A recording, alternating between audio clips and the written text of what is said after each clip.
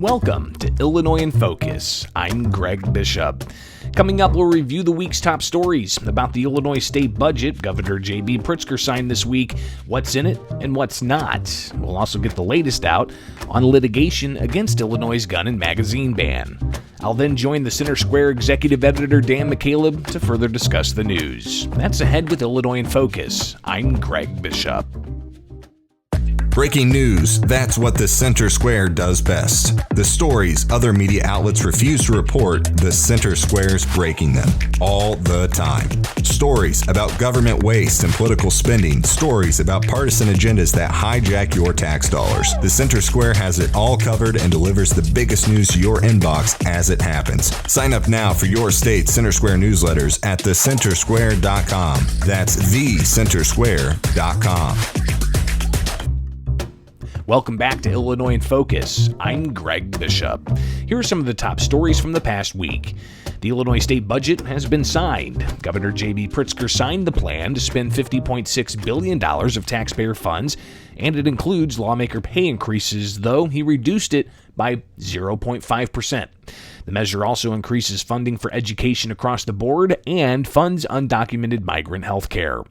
One expense is unclear, leading some to question whether new taxes may be coming for Illinoisans as a result. Andrew Hensel has that story. Illinois has a contract with the American Federation of State, County, and Municipal Employees, or AFSCME, which expires at the end of June. The new contract with AFSCME could cost up to $300 million when finally settled, according to some lawmakers, but was not included in the state's budget. During the budget signing Wednesday, Pritzker said funding is available. Built into the agencies' budgets, we have, as you know, quite a number of agencies. We built in what we thought might be the appropriate amount of money for what we expect from that AFSCME negotiation. State Rep. Charlie Meyer warns that the progressive income tax could be offered to make up for any budget shortfalls. On a bill promoting the progressive income tax again in the future, and it'll be because they'll have reasons because they need the extra funds, whether it's for an AFSCME contract or more money for the illegal immigrants. The state's fiscal year 2024 budget goes into effect on July 1st. I'm Andrew Hensel. Meanwhile, the governor's being accused of awarding a $300,000 grant to a group being run by a convicted felon.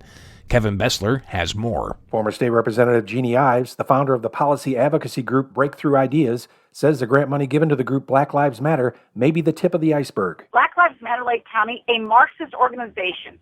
They don't deserve taxpayer money. What do they do? And I'll tell you what, there's millions of dollars spent on violence prevention programs that need to be investigated as well. Ives says this is going on despite a bipartisan bill that was passed while she was in office called the Grant Transparency Act. People wanted to get a handle on where this money was going, and then you see things like this pop up, and you got to wonder if any of those laws are ever followed at all. Ives says Pritzker gave the same group $300,000 of COVID-19 money during the pandemic, while the leader was out on bond for battery of a police officer. I'm Kevin Bessler. With the first round of briefs in the challenge to Illinois' gun and magazine ban ahead of the Seventh Circuit Court of Appeals, plaintiffs are preparing their filings. Illinois banned more than 170 semi-automatic firearms and magazines over certain capacities January 10th. There were already bans in Cook County and the city of Chicago. The lower courts were mixed with the preliminary injunction from the Southern District stayed and Northern District judges siding with the state. The cases are now consolidated in front of a federal appeals court. The government filed their briefs Monday.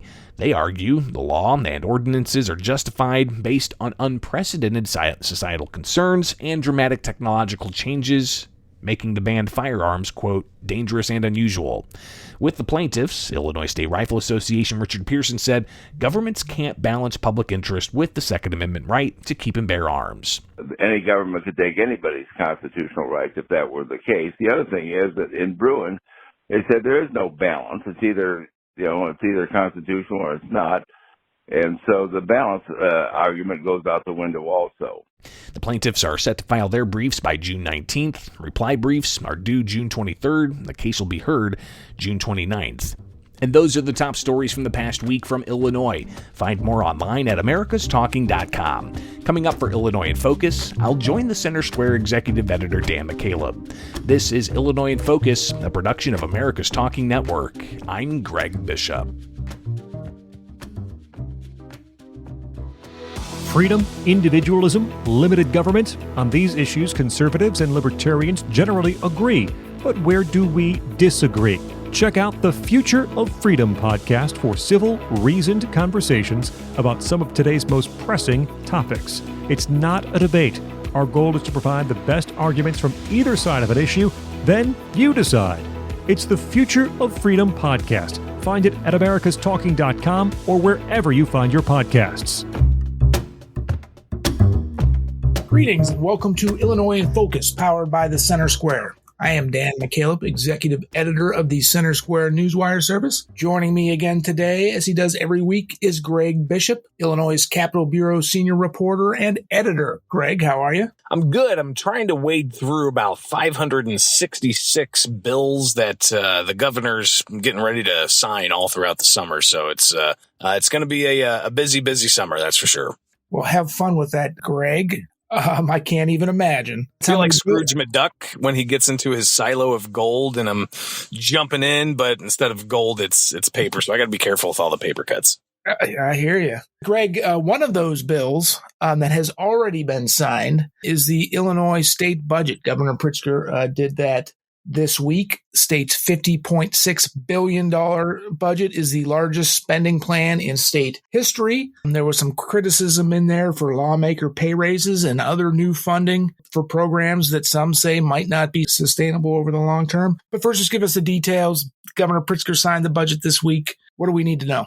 Yeah, $50+ billion of taxpayer spending, state taxpayer spending. This is just the state side, not the tens of billions of extra dollars that the federal government sends to the state. When you add all that up, it's well in excess of $100 billion. But for the state spending, state taxpayers are going to be footing the bill for $50+ billion. All state agency funding, K through 12 funding gets an increase of $350 million. You've got higher education getting an increase in spending. You've got new programs like the Smart Start early childhood programs that are meant to address what the governor calls child care deserts across the state. That's going to increase pay for these workers. It's also going to possibly offer up grants for new facilities. There's a new program that's tens of millions of dollars to help deal with what the governor calls grocery or food deserts throughout the state. So essentially subsidizing private grocery store operations in various areas. You've also got programs to address homelessness in Illinois. These are new programs that are going to cost taxpayers hundreds of millions of dollars collectively. But Republicans, they pushed back and said they're not sure if, while there might be a lot of support for these types of programs, it's not sure if it's going to be sustainable in the future. Meaning, for instance, the Smart Start program. Next year, is it going to be an additional $250 million? Are they going to continue that level of spending? If so, what happens if there's a downturn in the economy and tax receipts don't come in as strong? What happens if, the program ends up having to cost more? So they worry that it's not going to be sustainable, could lead to possible tax increases or to possibly other services being reduced throughout the state. You also have the big ticket item of the unfunded healthcare, or rather the undocumented healthcare program. And that's the program for people seeking asylum in the United States being transported to Chicago and elsewhere throughout Illinois, where anybody over the age of 42 has access to Medicaid. Now, this was estimated to cost $1.1 billion. At the signing ceremony, the governor was asked about this, and he said that those were projections just to get an idea of what kind of cost controls could be done with the program. And he says that he's been given the tools to manage that. So that's going to be a Pritzker managed fund that will see exactly how much it ultimately costs down the line. But there's also another big unknown, and that is the cost of the upcoming state employee contract and whether or not that's going to be increased costs. The governor says that he has estimated in the budget what it could cost, but at the end of the day, will it indeed exceed that estimate? And if it does, could that eat into what little surplus there is in this budget? So the budget altogether signed. However, the governor did do a reduction veto. The governor has the ability to do line item vetoes on appropriations bills where he can reduce the spending amount. And he did reduce the spending amount on one item, and that's legislator pay increases. They were set to get a 5.5% increase in this year's budget for their pay, close to $90,000 base pay. But the governor, he instead trimmed off about 0.5% of that. And now they're just getting the straight 5% cost of living allocation increase for state lawmaker pay. Dan, that's on top of the pay increase that the 102nd General Assembly gave the 103rd General Assembly, if you recall, early January before the previous General Assembly adjourned its term. They passed a supplemental appropriation that included a pay raise of about 18%. So altogether, you're looking at a good 23% pay raise over the past 6 months. For state legislators, and that's a substantial amount. And when taxpayers hear that, they look at whether or not they got that kind of a raise, while they're also dealing with high inflation and even expecting to pay more for gas come January 1st with a gas tax increase, and pay more for groceries with a grocery tax increase.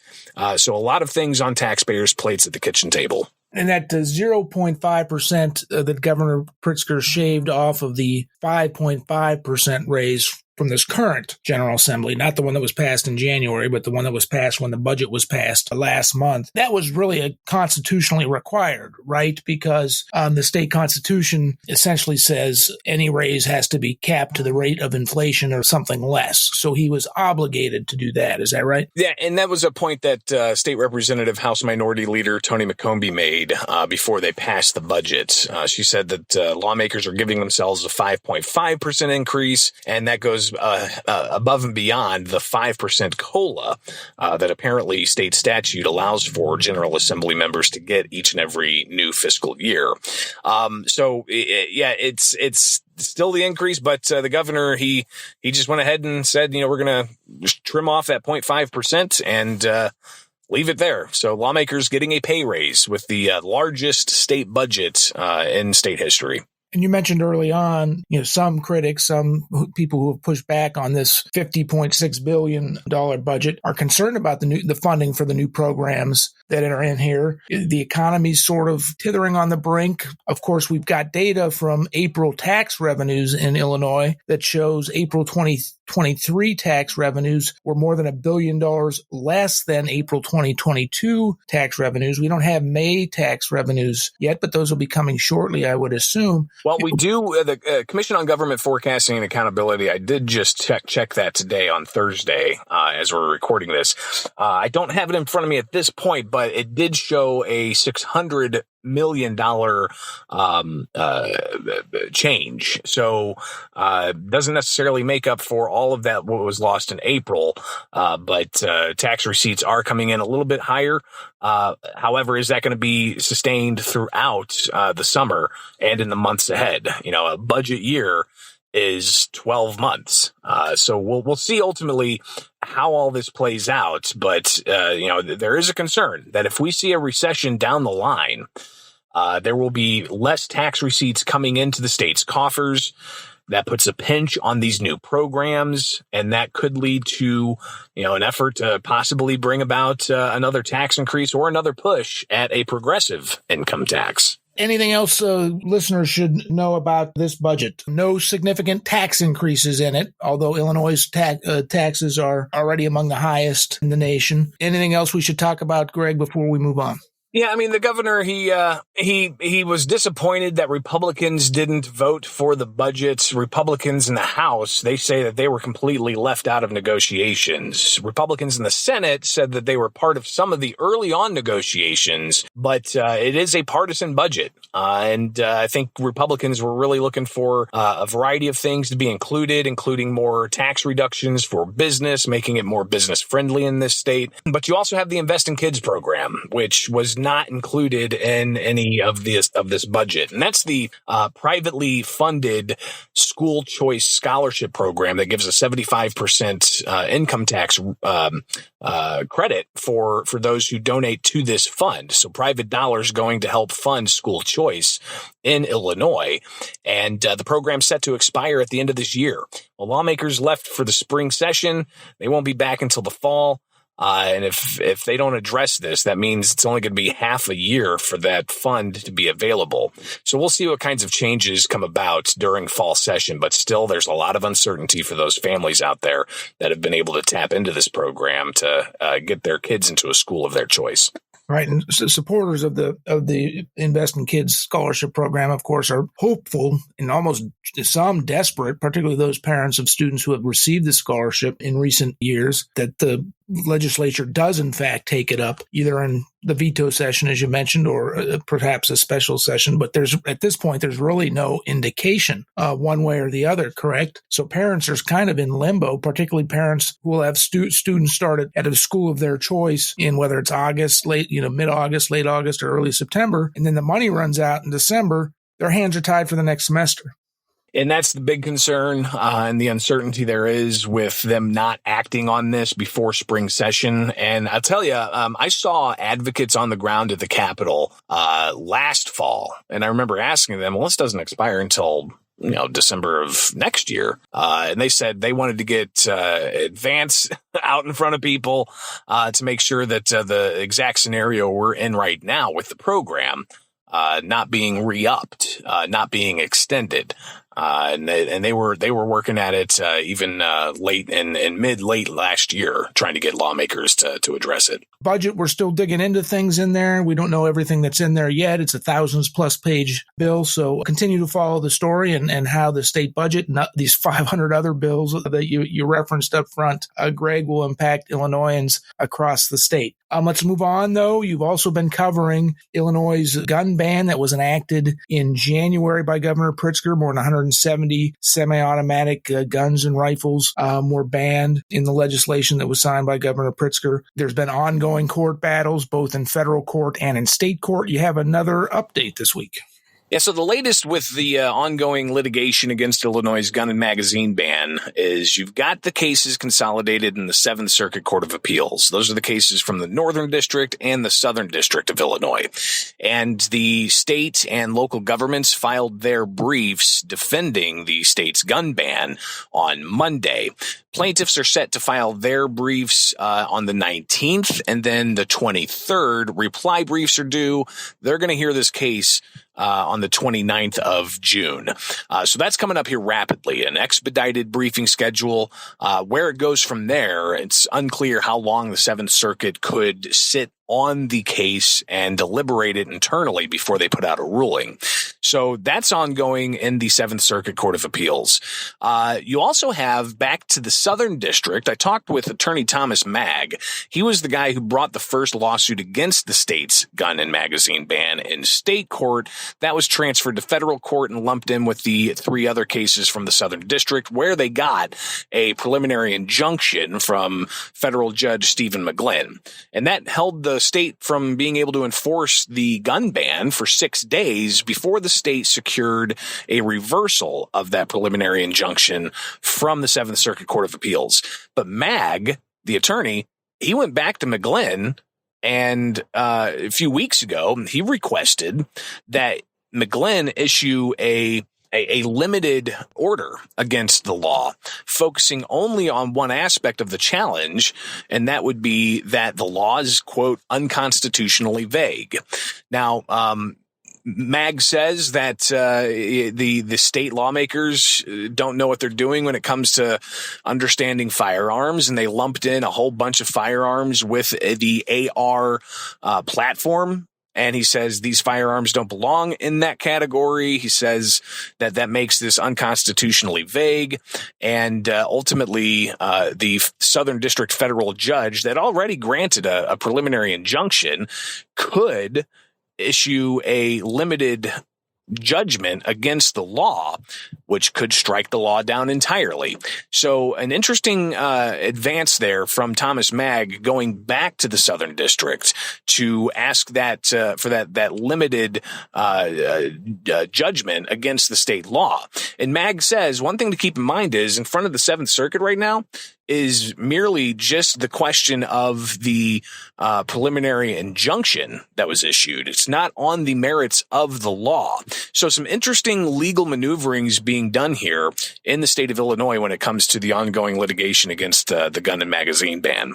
in this latest volley, the one that says it's unconstitutionally vague, if it were to be struck down on those grounds and those grounds only, lawmakers could just adjust the law and have it go forward. So in the current time frame, while that's important, now, these bigger constitutional questions, such as whether it violates the Second Amendment of the U.S. Constitution, those are the ones that will determine long-term whether law stands or not. Is that correct? Yes, and that's another point that Mag made was his request back to the Southern District deals with just this issue of it being constitutionally vague, not with whether or not it violates the Second Amendment. But Mag also apparently has other options in front of him, because part of his initial lawsuit was Second Amendment challenges, Fifth Amendment challenges, saying that the gun registry violates your Fifth Amendment rights to against self-incrimination, and also 14th Amendment equal protection claims. These are all in the federal courts. And he says those could come out later on when appropriate. So a lot of different options out there as this is ongoing. And this has nothing to do with the state level case, which you still have pending in the Illinois Supreme Court from the Macon County case brought by State Representative Dan Calkins. And Dan, I'm not sure if we had this lined up to talk about, but an interesting issue when it comes to state level courts. Governor J.B. Pritzker this week signed a law that is effective immediately, blocking Illinois citizens from being able to take constitutional challenges of state laws to their local county court. So, for instance, if somebody in Effingham County wanted to sue the state in Effingham County about a law that they say violates their constitutional rights, new state law does not allow that. Now they can only file their claim in Sangamon or in Cook County. Republicans say that this is reminiscent of the tyranny of King George III that the American Revolution was fought over, and others are pointing out that those who are of lesser means, those who may be elderly, they don't have the ability to pay a high-priced lawyer or travel for court cases, for court filings, for hearings. They don't have the means to be able to travel to Sangamon and Cook counties to file these types of challenges. So that's another element here in Illinois that has a pretty stark partisan divide. And what was the reason that Democratic lawmakers and Governor Pritzker gave for limiting citizens' rights as to where they could challenge state laws under constitutional grounds? The arguments ranged from we need to make sure that we don't dry up all of the Attorney General's resources to have to go after a lot of different claims across the state. Others pointed out that it was, the challenges of the COVID-19 executive orders filed in various jurisdictions, alleging that people were court shopping or judge shopping or venue shopping. Also pointing out that, the Safety Act was challenged in a Kankakee County court. And you had the gun ban challenge in Macon County court, where they were able to secure in both of those cases temporary restraining orders against the law's enforcement. So interesting to hear the debate back and forth and the clear divide amongst the Republicans and the Democratic supermajority at the State House. Interesting stuff, Greg. Of course, if and when that challenge is filed, I'm sure you'll be on top of it. Listeners will be able to go to thecentersquare.com to follow Greg Bishop's and his entire team's reporting. We are out of time this week, Greg. As usual, I appreciate all of your insights on this very important subject matter. This has been Illinois in Focus. Thank you for listening. Please subscribe.